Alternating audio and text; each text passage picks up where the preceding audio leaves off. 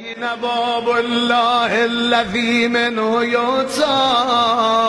أين وجه الله الذي يتوجه الأولياء؟ أين السبب المتصل بين الأرض والسماء؟ أين صاحب يوم الفتح وناشر راية الهدى؟ أين مؤلف شمل الصلاح والرضا؟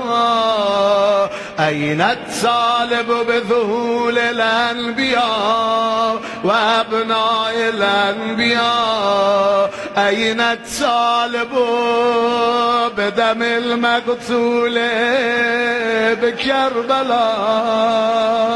أين الطالب بدم المقتول بكربلاء؟